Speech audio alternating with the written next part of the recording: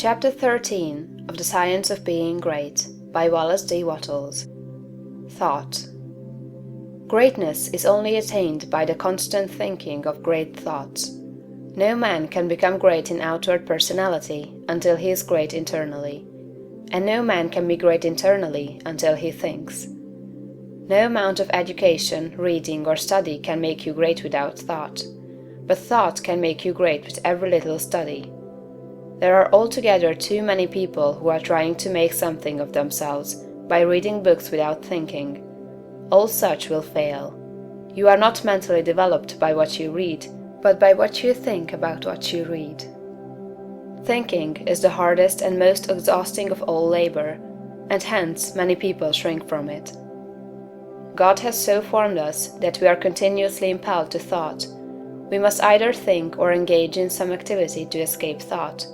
The headlong, continuous chase for pleasure in which most people spend all their leisure time is only an effort to escape thought.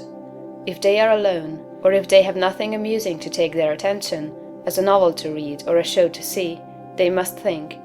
And to escape from thinking, they resort to novels, shows, and all the endless devices of the purveyors of amusement. Most people spend the greater part of their leisure time running away from thought, hence they are what they are. We never move forward until we begin to think. Read less and think more. Read about great things and think about great questions and issues. We have at the present time few really great figures in the political life of our country. Our politicians are a petty lot. There is no Lincoln, no Webster, no Clay, no Calhoun, no Jackson. Why? Because our present statesmen deal only with sordid and petty issues, questions of dollars and cents, of expediency and party success, of material prosperity without regard to ethical right. Thinking along these lines does not call forth great souls. The statesmen of Lincoln's time and previous times dealt with questions of eternal truth, of human rights and justice. Men thought upon great themes, they thought great thoughts, and they became great men. Thinking, not mere knowledge or information, makes personality.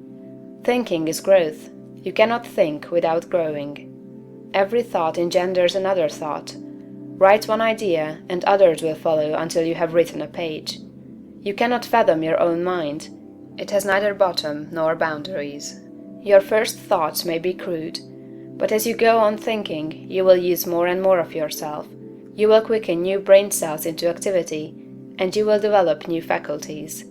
Heredity, environment, circumstances, all things must give way before you if you practice sustained and continuous thought.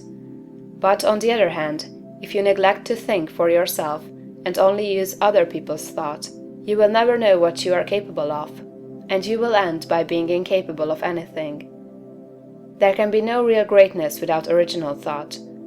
All that a man does outwardly is the expression and completion of his inward thinking. No action is possible without thought, and no great action is possible until a great thought has preceded it. Action is the second form of thought, and personality is the materialization of thought. Environment is the result of thought. Things group themselves or arrange themselves around you according to your thought. There is, as Emerson says, some central idea or conception of yourself by which all the facts of your life are arranged and classified. Change this central idea, and you change the arrangement or classification of all the facts and circumstances of your life.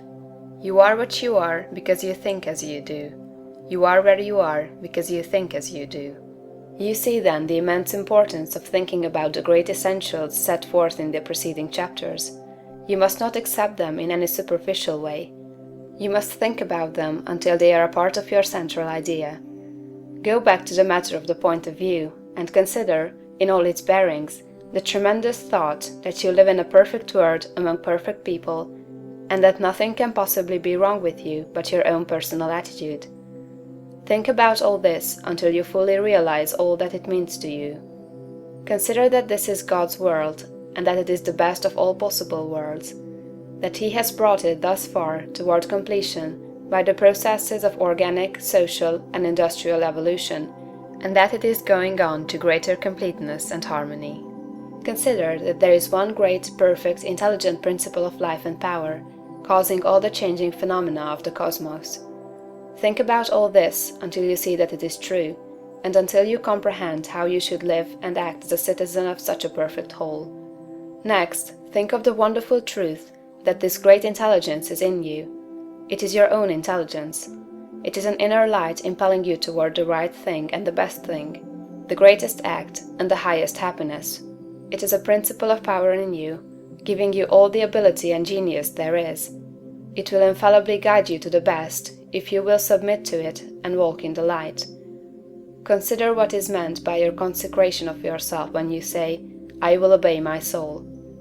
This is a sentence of tremendous meaning. It must revolutionize the attitude and behavior of the average person. Then think of your identification with this great Supreme, that all its knowledge is yours, and all its wisdom is yours for the asking. You are a god if you think like a god. If you think like a god, you cannot fail to act like a god. Divine thoughts will surely externalize themselves in a divine life.